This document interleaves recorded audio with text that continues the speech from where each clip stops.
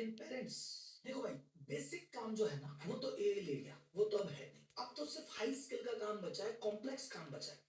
और कॉम्प्लेक्स और high skill का काम वही कर पाएगा जिसको आईटी से प्यार है, जिसको कोडिंग करना पसंद है, घंटों कोडिंग कर सकता है, जिसको कंप्यूटर से प्यार है, कहता मेरा जीवन है, मैं मेरी स्वेच्छा से करना चाहता हूँ, वो आदमी तो नए स्किल सीख लेगा, आगे बढ़ जाएगा। लेकिन भारत में तो 80 से 90% वो है जिसको कोई इंजीनियरिंग से प्यार नहीं, कोई कोडिंग से प्यार नहीं। वो तो पिताजी ने किसी ने कसम देके भेजा था, किसी ने बेल्ट मार के भेजा था, किसी ने मोटिवेट करके भेजा था, कैसे न कैसे जबरदस्ती इंजीनियर बनाया वो तो। लेकिन हमारे जो 80 से 90% इंजीनियर है वो तो इंजीनियर बनना ही नहीं चाहते। वो तो जीवन में कुछ और करना चाहता है, कोई कहानी लिखना चाहता है, तो फोटोग्राफी करना चाहता है, कोई स्टैंड अप कॉमेडियन बनना चाहता था। उनको तो घर वालों ने किसी ने कान पकड़ के, किसी ने बेल्ट से पीट के, किसी ने कस्में दे के जबरदस्ती इंजीनियरिंग कराई। और उसने भी चलो माँ बाप की इच्छा पूरी करने के लिए ये कोडिंग की मजदूरी स्वीकार कर ली। लेकिन भाई साहब अब तो गई मजदूरी, अब तो दिमाग लगेगा, और वो तो कहां से लाए। और पेरेंट्स ने क्यों भेजा? क्योंकि इनके किसी रिश्तेदार में, इनके किसी पड़ोसी में, किसी शर्मा जी का लड़का कुछ बन गया था, तो उस रेस में, भेड़ चाल में अपने छोरे को भी उतार दिया, बोले जा तू भी बन, उसने गाड़ी ली तू भी ले,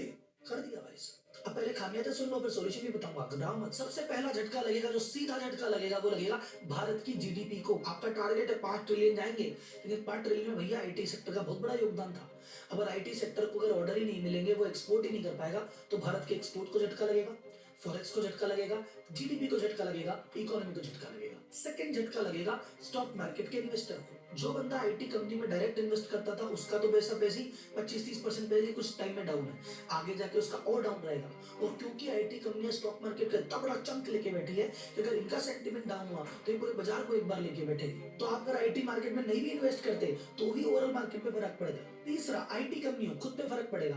भाई नए कॉन्ट्रैक्ट मिल नहीं रहे, पुराने रिन्यू होने में दिक्कत आ रही है, अब इनको और फायरिंग करनी पड़ेगी, और फायरिंग करेंगे। प्लस अब इनको लग गया कि यार सर्विस नहीं मिल रही, क्या करे, प्रोडक्ट डेवलप करे। और जिंदगी में पहली बार प्रोडक्ट डेवलप करने पे दिमाग लगाएंगे, पता नहीं डेवलप कर भी पाएगी कि नहीं, और डेवलप करेगी पता नहीं कितने टाइम में डेवलप करेगी, साल में करेगी, 2 साल में, और जब तक डेवलप होगा नहीं, ये प्रॉफिट गिरता रहेगा, मार्जिन गिरता रहेगा, और वैसा टेंशन आती रहेगी। तीसरा इम्पैक्ट सीधा साधा इंजीनियरिंग कॉलेज पे। मैं इंजीनियरिंग कॉलेज में पढ़ क्यों रहा था? क्योंकि मेरे को नौकरी चाहिए थी। अब नौकरी तो मिल ही नहीं रही, तो मैं पागल हूँ क्या इंजीनियरिंग कॉलेज करूंगा, इंजीनियर बनूंगा ही नहीं, कॉलेज में आऊंगा ही नहीं। पिछले 2 सालों में 24-25 की मैं बात करूं, मोटा मोटी कोई नई हायरिंग हुई ही नहीं है, और अगले 2-3 साल में होगी भी नहीं, इसके पूरे पूरे आसार हैं। और जो लगे हुए थे वो और निकल रहे हैं। भारत में हर साल 15 लाख इंजीनियर बनते हैं, वो जाएंगे कहाँ?